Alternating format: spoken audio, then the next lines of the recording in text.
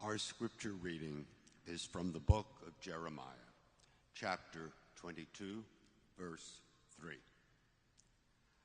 The Lord proclaims, "Do what is just and right. Rescue the oppressed from the power of the oppressor. Do not exploit or mistreat the refugee, the orphan, and the widow. Do not spill the blood of the innocent." Here ends the reading. Thanks be to God.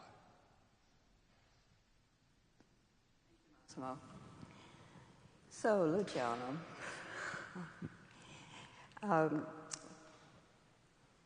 we will get to a kind of main event of our conversation a little later, but I would like you to share with the congregation and with those online the work you do as the mission coordinator for the Middle East and Europe. It's a big portfolio. So if you could just tell us a little bit about what that means. And I think we're particularly interested in the mission partners that you work with every day. Well, first of all, thank you, Laura, for this invitation. It's an honor and pleasure to be here. Good morning, everybody. As you mentioned, I coordinate the work for World Mission around Middle East and Europe. I'm one of the 4 area coordinators, my colleagues work with partners in Asia and the Pacific, Latin America and the Caribbean, Africa, and I coordinate the work of the Middle East and Europe. And I work with a team of about 10 people, some of whom live in some of the areas, like in Lebanon and Israel and Palestine, Cairo in Egypt, as well as Berlin, Europe. Ukraine? Sorry? Ukraine? And Ukraine, yeah. And actually, maybe I'll start from Ukraine. One of our mission co-workers was the pastor of the Moscow Protestant chaplaincy, which was one of our main partners in Russia, and she had to be evacuated during the invasion, at the beginning of the invasion in February of last year. This congregation did a lot of work with migrants, African migrants, and trafficked women in Moscow, in Russia in general. On top of what happened, of the violence that erupted because of the invasion, we also, this affected a lot of our work in the region, including the inability for us to provide support to partners like the Moscow Protestant chaplaincy. We still try to maintain communication, but it's very difficult. Although we are also working with organizations that are supporting war dissenters in Russia. As far as the Ukraine is concerned, I would like to share a story, a personal story.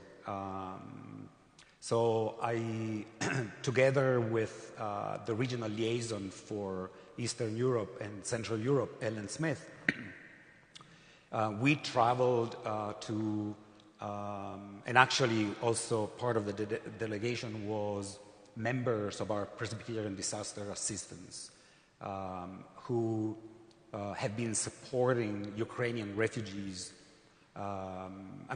partners in Central Europe, especially in Poland, Hungary, and the Czech Republic, who have been receiving a lot of refugees and supporting them. And so PDA, Presbyterian Disaster Assistance, and my office have provided a lot of financial support as well as accompaniment to these partners in Central Europe. Accompaniment is a very important word in our work because, as Peace USA, in mission, we don't run projects. It is not our business to run projects, but we accompany and support partners in the world who are doing the work. And sometimes we send mission co-workers to help in the work that partners do. So during this trip in February of last year, we went to Lviv as well, in the western part of Ukraine. And one night I was in the hotel room and the air raid alarm went off. And that was the first time in my life that I was in a place where, an air raid alarm went off.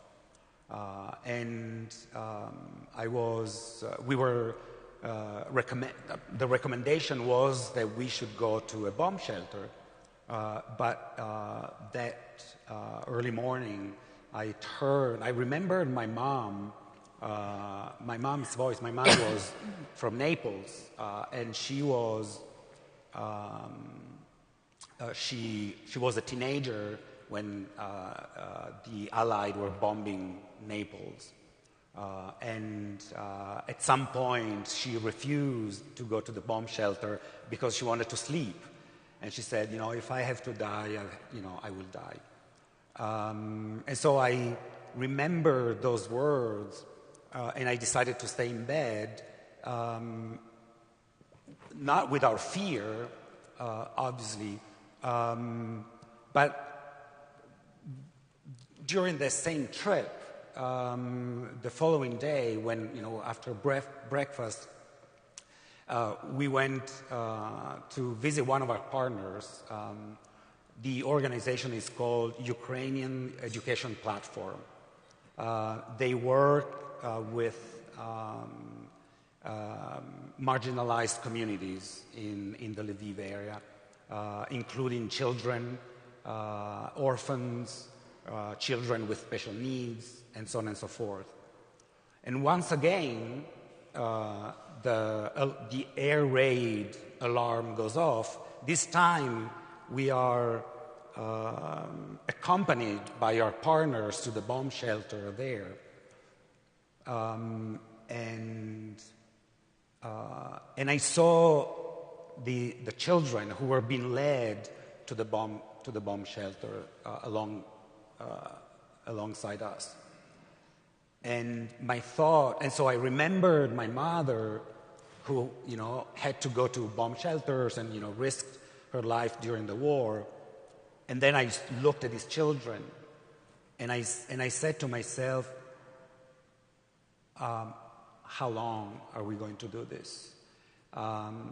What are we as human beings continuing to do to our children? Whether it's in Ukraine or in other parts of the world. And actually, as you may know, the Presbyterian Church USA works under the framework of the Matthew 25 vision.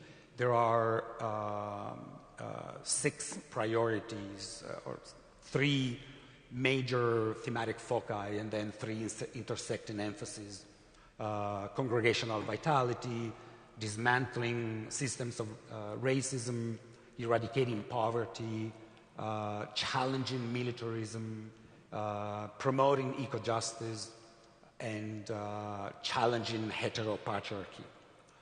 So as part of my role as staff in the Presbyterian Mission Agency, I, together with my colleague in the peacemaking office, I co-facilitate the PCUSA working group on militarism. And so our commitment to challenging war is very important in the work that we do, because not only because we know that war hurts and destroys lives and people and the land, and but it also affects a lot of the partners that we work with, and so we part of our task as PCUSA staff involved in global engagement is to bring the voices of our partners to our congregations, like I'm doing today, as well as to the elected officials in Washington D.C. and at the UN office here in New York. We have a staff and also a young adult working at the UN office, and so this is a very important role that we have. So it strikes me that this is not our grandmother's form of mission. And that when you talk about partners, these are people who live and work in these areas, and it's not. So it's very different than what we know about mission and collecting pennies and so forth. So, absolutely. Yeah. Thank you for bringing this up, Laura. And in fact, the whole concept of doing mission in partnership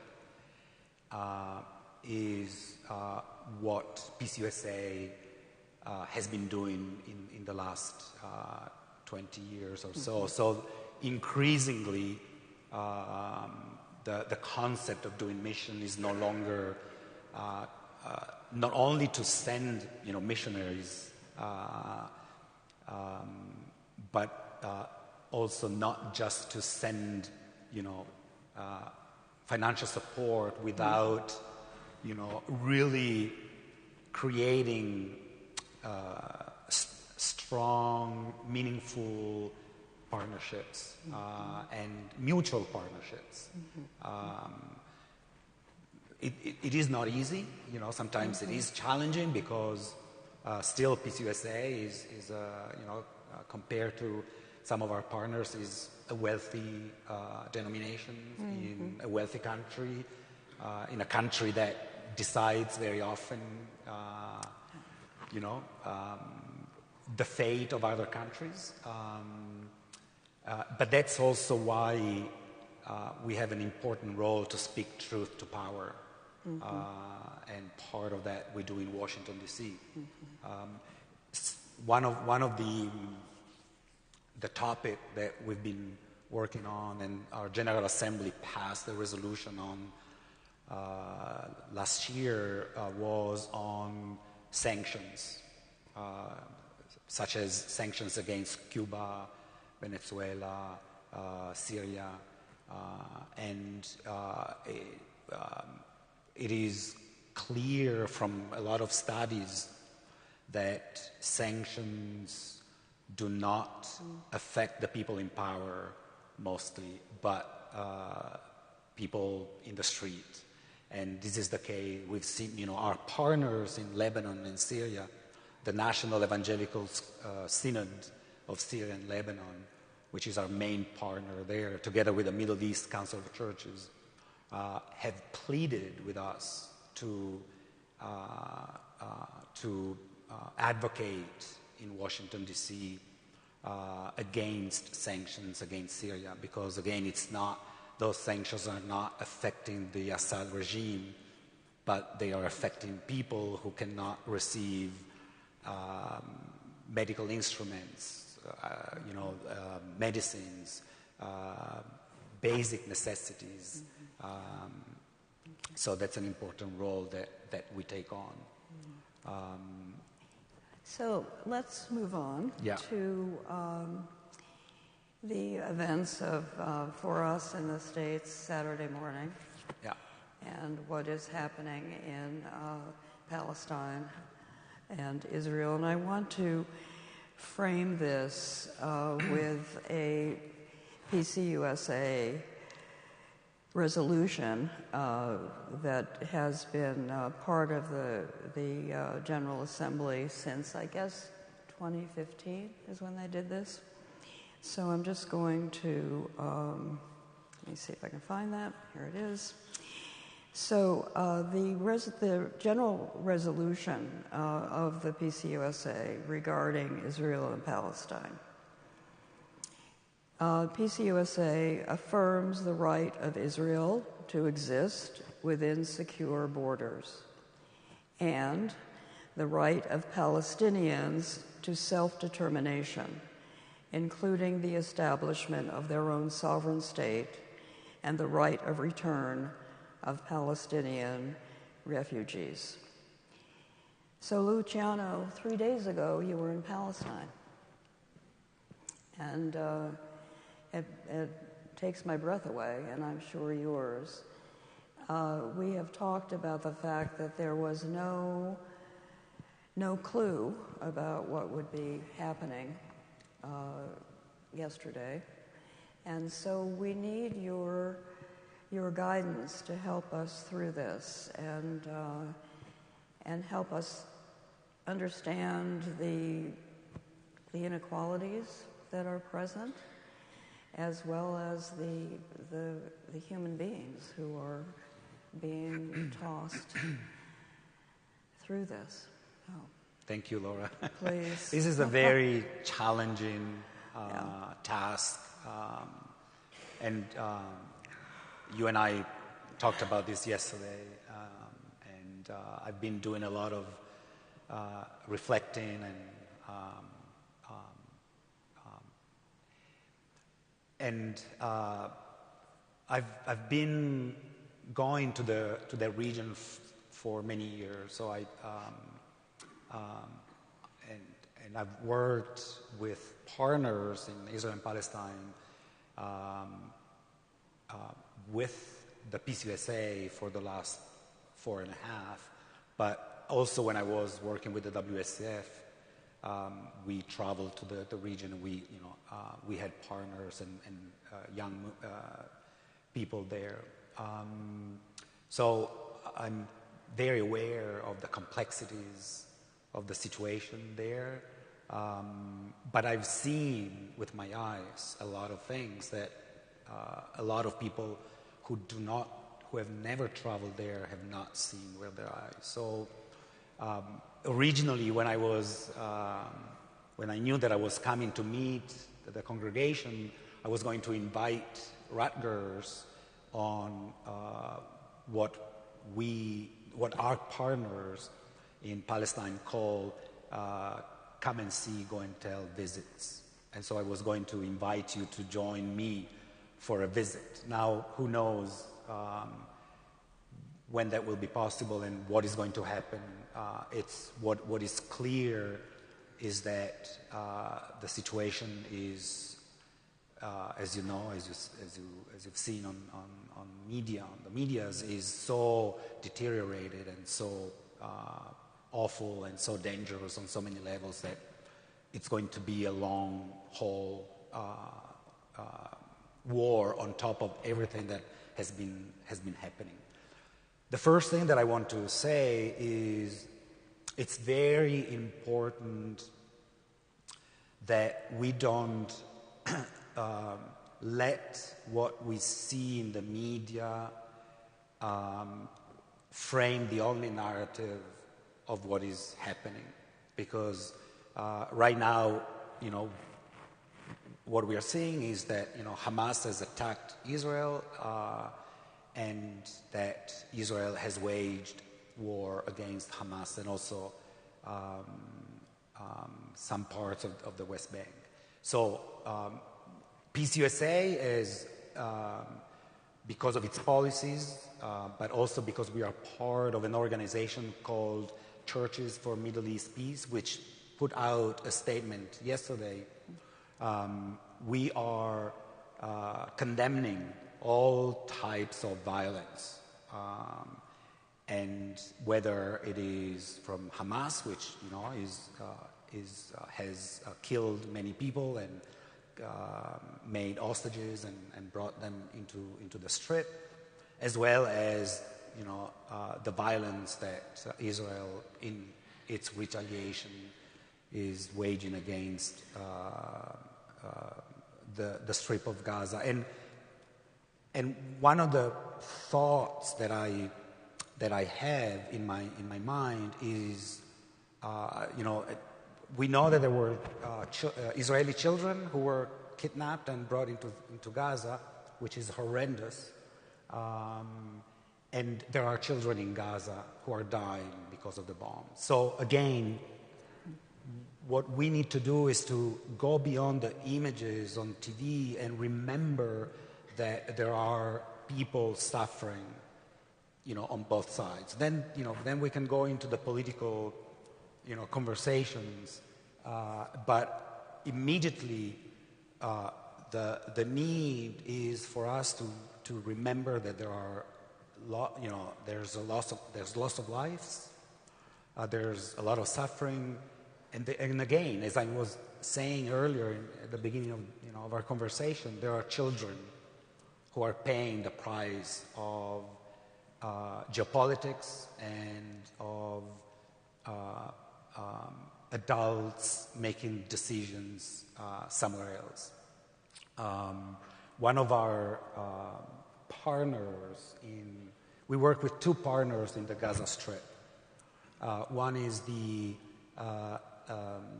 Ali Arab Hospital, which is run by the Episcopal Diocese of Jerusalem, and it's the only Christian hospital in the Gaza Strip, which of course, caters to everyone, regardless of their religious affiliation.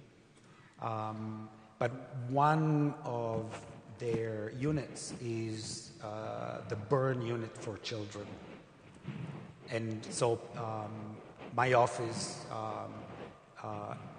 is supporting that unit, but also the hospital as a whole. We are going to send a large grant. We were going to, now we have to figure out how to do that. The other partner is run by the Near East Christian Council for Refugees. And as we know, the large majority of the people in Gaza are Palestinian refugees. And this program runs vocational projects for young people. And again, I want us to think that in the Gaza Strip there are 2 million people, and that Hamas is just one, small section of that society. That there is a large society, first of all, that is tired of Hamas, but also that is in desperate conditions because of a 16-year-old siege.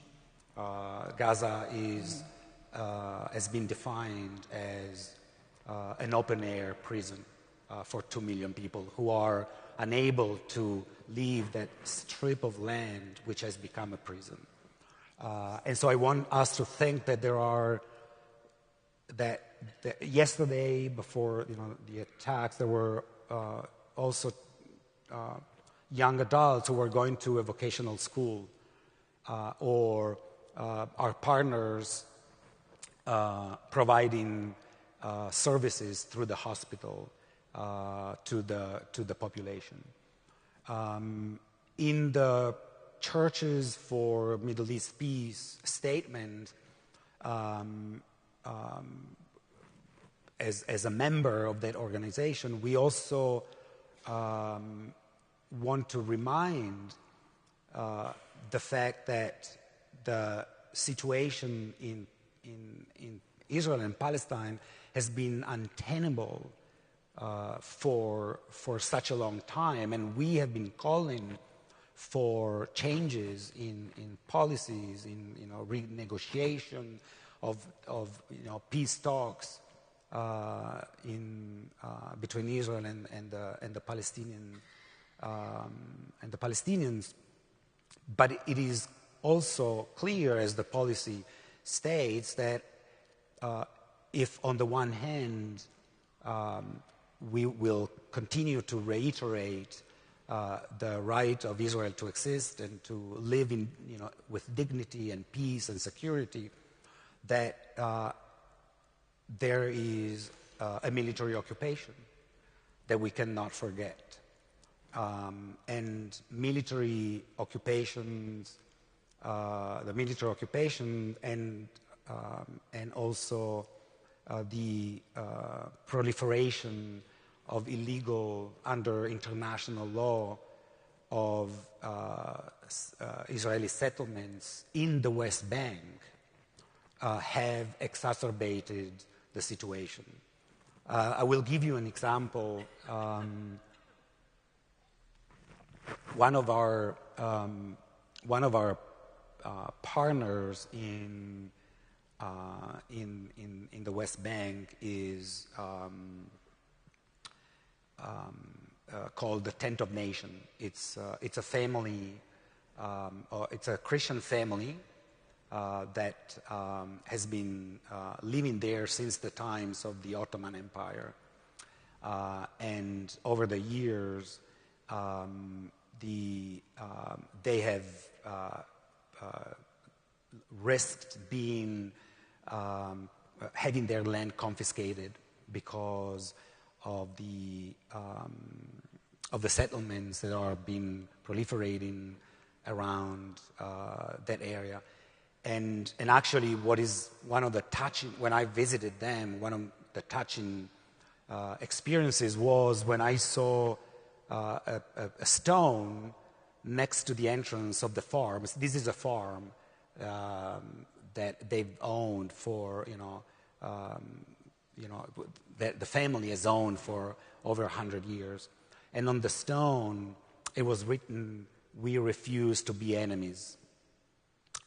They have been subjected, of violence by many people, including settlers who, throw stones, burn, uproot their olive trees, and so on and so forth. But also by the Israeli authorities and some Palestinians who don't want, I don't know, I mean, it's unclear as to why some other Palestinians are exercising violence against them.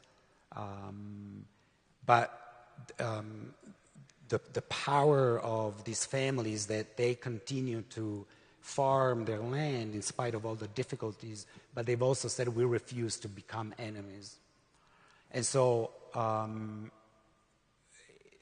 the work that we do with our partners, including Israeli partners, we work with B'Tselem, which is an Israeli human rights organization. We work with Hamoked, which is an organization, an Israeli organization that works with incarcerated people, especially Palestinians. We work with Sindiana Galilee, which is an organization that brings together Jews and Arabs together to, especially women, to promote fair trade of products that are being sold elsewhere. So we are powerless in what is happening right now. Obviously, I mean, Hamas is doing this, has destructive things, and the response of Israel is disproportionate because because people are going to be killed who are innocent. And Massimo was reading in the Bible text, about blood. Don't spill the blood of the innocent. And so there are innocent children on both sides whose blood is being spilled. And so our role as a social justice church is to try in all the ways that we can to promote peace with justice. And so we work with our partners there who are committed to peace with justice in a land where injustice is preeminent and where violence, as we are seeing, continues to erupt. Thank you. So we're always looking for signs of hope at Rutgers. And I wonder if you could maybe give us maybe 2 examples of a hopeful world. Yeah, sure. So the first sign of hope that I want to bring up is my visit. So last year, for the first time, I went to Iraq. And one of the most striking moments for me was to visit Mosul, which we know was, almost destroyed. Obliterated. During the ISIS invasion, and then, the ensuing fights. And so we visited the building of the Presbyterian Church of Mosul, which was the first Protestant church in the Middle East, according to their narrative, in the mid-19th century. And the church had been used by ISIS as their kitchen. All the Christians had to flee Mosul. A lot of them ended up in the Kurdish area of northern Iraq, where Erbil is, where we had partners as well, the Evangelical Church of Erbil. And last year, the Presbyterian Church of Mosul was completely rebuilt. So we visited. It was very striking because we drove through the city where you still can see, collapsed buildings and walls with bullets and so the destruction is still very visible. And then we entered the compound of the Presbyterian Church in Mosul. There's no congregation at the moment because they all left and they have not returned, except for when these visits occur. But their dream and their plan is actually to create a community center in the building for the local people, both, mostly Muslims, obviously, but hoping that some Christians finally will return, as well as a language school, an English language school, for the locals. So it's a small, big sign of hope in a country that was devastated by first the U.S.-led invasion in 2003, and then by the ISIS destruction. And then the second, and I'll get some of the notes here just to make sure that I have all the information down.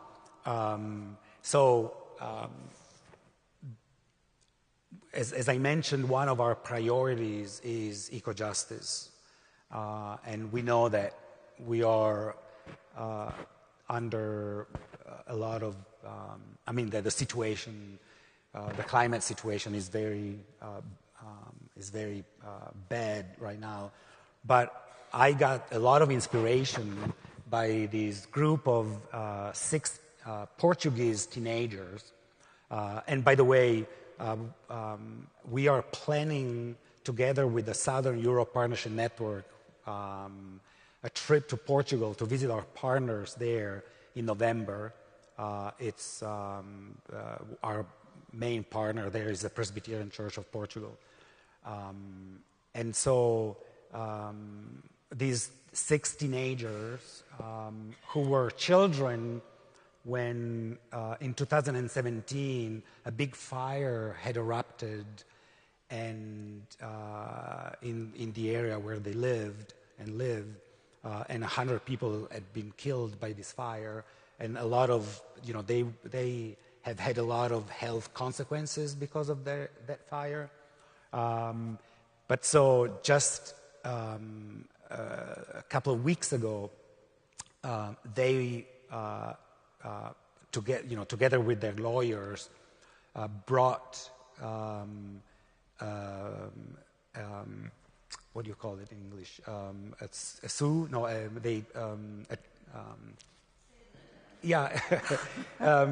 brought charges against the European Union and other countries, including the UK, Turkey, and so on and so forth,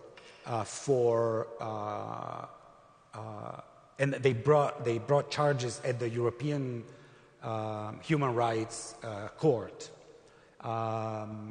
for crimes against humanity on the basis of